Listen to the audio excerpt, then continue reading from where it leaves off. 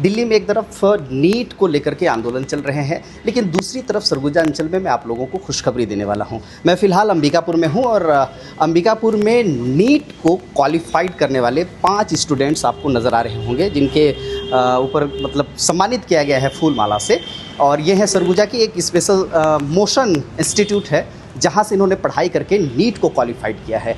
अब जाहिर तौर पर एक तरफ जब देश में नीट को लेकर के चर्चा है, तो आइए नीट कितना डिफ़िकल्ट होता है क्वालिफाइड करना, इनके जो स्टूडेंट्स हैं उनके पर्सनल एक्सपीरियंस क्या कहते हैं, और साथ ही साथ जो यहाँ के डायरेक्टर हैं जिन्होंने यहाँ एजुकेट किया है, ट्रेनिंग दिया है, उनसे भी थोड़ा एक्सपीरियंस लेते हैं। बहरहाल शुरुआत तो करेंगे डायरेक्टर साहब से। मैं भी एक्चुअली आपके संस्था में ये 5 स्टूडेंट्स सफल हुए हैं नीट को लेकर के। आपको क्या लगता है कि कैसे सफल हो सकेगी? सर देखिए, सफल होने के पीछे एक बच्चे की मेहनत बहुत बड़ी योगदान रहता है। सबसे बड़ी बात है सर कि आपका कंसिस्टेंट रहना और डिसिप्लिन में रहना, these are the 2 major steps. अगर आप ये दोनों फॉलो कर रहे हैं तो आप डेफिनेटली सक्सेस करोगे, क्योंकि सिलेबस भी वास्ट है, चीज़ें भी वास्ट हैं। इस साल तो हमारे पास 12th रनिंग के साथ भी हमने रिज़ल्ट दिया और लास्ट 3 ईयर्स लगातार हम रिज़ल्ट दे रहे हैं, ये बोल सकता हूँ। आपको कंसिस्टेंट रहना पड़ेगा और डिसिप्लिन में रहना पड़ेगा। क्या नाम है ब्रदर आपका? मेरा नाम आदर्श गुप्ता। आप कहाँ के रहने वाले हैं?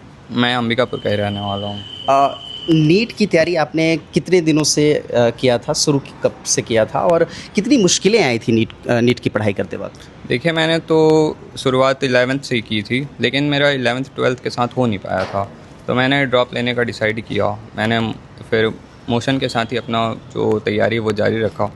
तो चैलेंजेस तो बहुत सारे आए, लेकिन मैं किसी भी हालात में पढ़ना नहीं छोड़ा, कंसिस्टेंट रहा, और जो भी गलतियां मुझसे होती थी उसे मैं ट्राई करता था कि मैं उसे वापस रिपीट ना करूं, और बस जो टीचर्स बोले वो मैं करता गया और मॉड्यूल सॉल्व किया बस।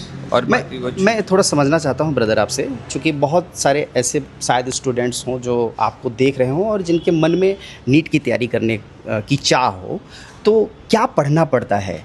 मतलब आप इसको शायद वो करें, लेकिन मैं पूछना चाहता हूँ कि क्या पढ़ना पड़ता है, अगर मोटे तौर पर कुछ बताना चाहें कि ये पढ़ना पड़ता है। देखिए, पढ़ने के लिए तो बहुत सारी बुक्स हैं, मैंने भी बहुत सारे बुक्स परचेज़ किए थे, सोचा था सब कर लूँगा, लेकिन लास्ट के टाइम पे वो हो नहीं पाता है। तो मेजरली मैं लास्ट के टाइम पे NCERT फॉलो किया था। बायोलॉजी के लिए तो प्योरली NCERT करें, और केमिस्ट्री के लिए भी NCERT से हो जाता है। फिज़िक्स के लिए थ्योरी टीचर से अच्छे से पढ़ें और अपने नोट्स बनाएं फिज़िक्स के लिए, और फिज़िक्स में ज़्यादा से ज़्यादा क्वेश्चन सॉल्व करें। और फिज़िकल केमिस्ट्री में बहुत सारे स्टूडेंट्स को दिक्कत आती है, तो मैं उसमें बोलना चाहूँगा कि फिज़िकल केमिस्ट्री में एक पैटर्न होता है, उसको वो फॉलो करें और टाइप्स ऑफ क्वेश्चन देखने की कोशिश करें कि किस टाइप के क्वेश्चंस उसमें आते हैं, और बाकी उसमें फिक्स्ड पैटर्न हो। मेरा नाम चैतन्य कुमार है और मैं एक प्रतापपुर विकासखंड के एक छोटे से गाँव कोटिया से आता हूँ। अरे मतलब आप ग्रामीण क्षेत्र से हैं? हाँ, ग्रामीण क्षेत्र। ये अहम बात है दोस्तों। इंडिया लेवल पर एग्ज़ाम नीट का सरगुजा अंचल का प्रतापपुर ब्लॉक के अंतर्गत एक ग्रामीण क्षेत्र का युवा लड़का देखिए नीट क्वालिफाइड किया है, तो जाहिर तौर पर आपका कॉन्फिडेंस लेवल बिल्कुल डाउन नहीं होना चाहिए। कहीं भी रह करके अगर तैयारी ज़बरदस्त हो तो मकाम हासिल की जा सकती है। पूछना चाहता हूं भाई साहब आपसे कि चैलेंजिंग क्या रहते हैं नीट की तैयारियों में, चैलेंजिंग क्या है? अगर नीट की तैयारी में चैलेंजिंग है कि बच्चे को कंसिस्टेंसी रहना।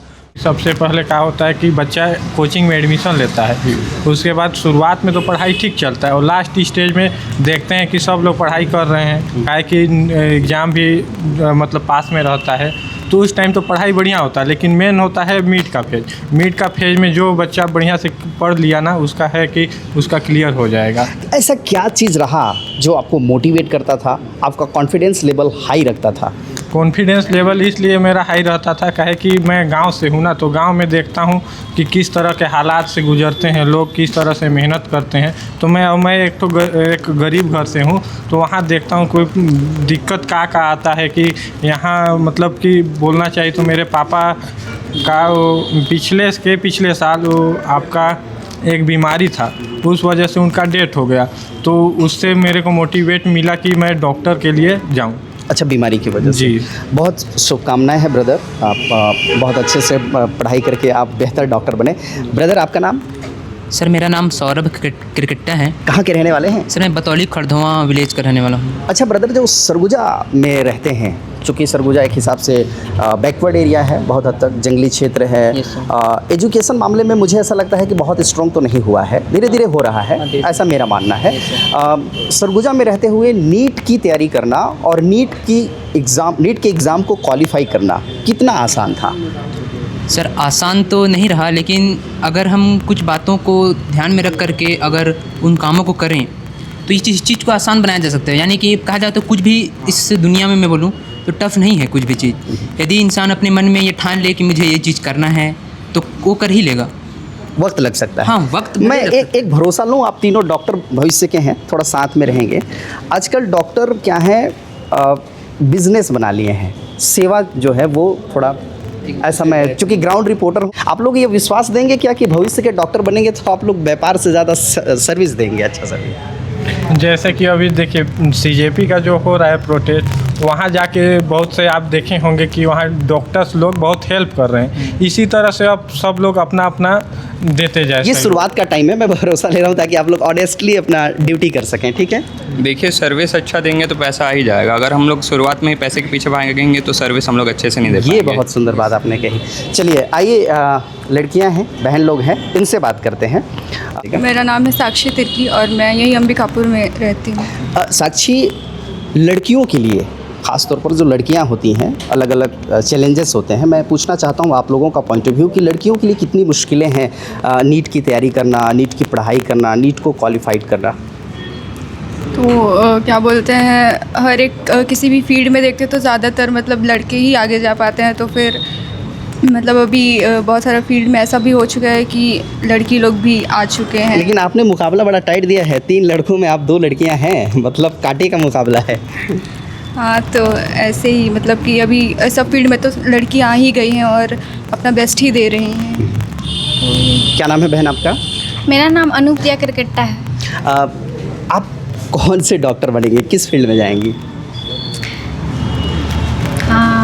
सर कार्डियो सर्जरी का तो प्लान है, आगे पीजी के बाद ही पता चलेगा। चलिए, तो आप लोग लास्टली क्या बोलना चाहते हैं, लड़कियों के लिए क्या मैसेज देना चाहते हैं? सर लड़कियों के लिए मैं यही मैसेज देना चाहूँगी कि अभी लड़कों से तो हम पीछे हैं नहीं, अभी सबसे मतलब लड़कों से तो आगे अब लड़कियां ही जा रही है। तो मैं यही मैसेज देना चाहूँगी कि आप बस मेहनत करिए, सब हो जाएगा। बहुत सही। तो दोस्तों, मोशन इंस्टीट्यूट जहां पर 5 स्टूडेंट्स ने अपनी पूरी दमखम दिखाई है और इंडिया लेवल पर जो नीट का एग्ज़ाम होता है उसको क्वालिफाइड किया है, और यहाँ पर एक जश्न था, ढोल नगाड़े सब बज रहे थे, उसके विजुअल भी आप देखेंगे। टीचर्स हैं और यहाँ काफ़ी लोग जो इनको मोटिवेट करते हैं, यहाँ पर बहुत सपोर्टिव, क्योंकि ये सब लोगों का सपोर्ट कहीं ना कहीं मिला होगा।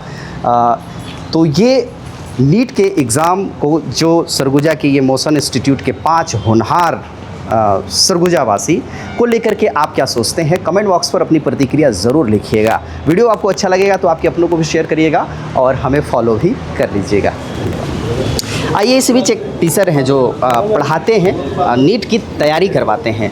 तैयारी करवाने में क्या क्या मुश्किलें आती हैं, कितना आसान होता है, इस पहलू को भी छू लेते हैं, जान लेते हैं। मतलब सरगुजा के जो बच्चे हैं, ख़ास तौर पर ग्रामीण क्षेत्रों में जो पढ़ के आते हैं, चूँकि ऐसा मैं सोचता हूँ कि सरगुजा में अभी थोड़ा सा एजुकेशन मामले में कुछ हद तक तो पीछे है और ग्रामीण क्षेत्रों में कुछ ज़्यादा ही पीछे हैं। ऐसे बच्चों को पढ़ाना कितना मुश्किल होता है? थोड़ा सा तो डिफ़िकल्ट होता है सर, बट बच्चे जो होते हैं ना सर, जो ग्रामीण क्षेत्र से आते हैं एज कम्पेयर टू अर्बन क्षेत्र बोल सकते हैं, थोड़ा सा बच्चे टीचरों की बात ज़्यादा मानते हैं, और जो बच्चे टीचर को अच्छे से फॉलो अप करते हैं वो बच्चे कहीं ना कहीं, हमारे पास रिजल्ट भी है, बच्चे ज़रूर बेटर करते हैं सर।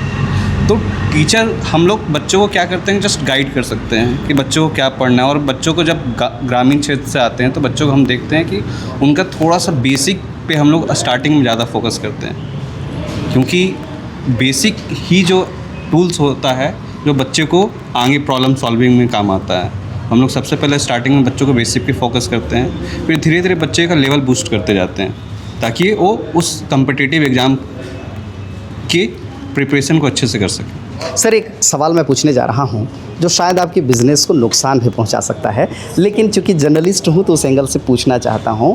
अगर जो नीट का कोचिंग नहीं कर पा रहे हैं, ग्रामीण क्षेत्र जो गरीब परिवार से होते हैं, जैसे भाई साहब ने भी कहा कि उनके पिताजी भी नहीं हैं, तो ऐसे बच्चे जो कोचिंग नहीं कर पा रहे हैं और न करते हुए भी क्या नीट की तैयारी कर सकते हैं?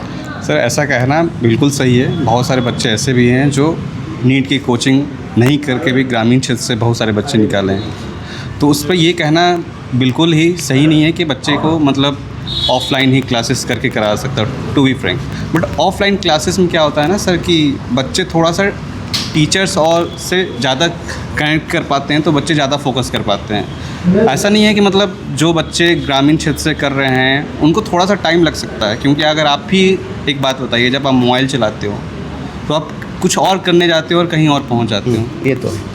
तो बच्चे क्या होते हैं कि टीन एज में थोड़ा सा उनका माइंड डेविएट होता है। अब 100% में 1-8% एक्सेप्शन होते हैं बच्चे,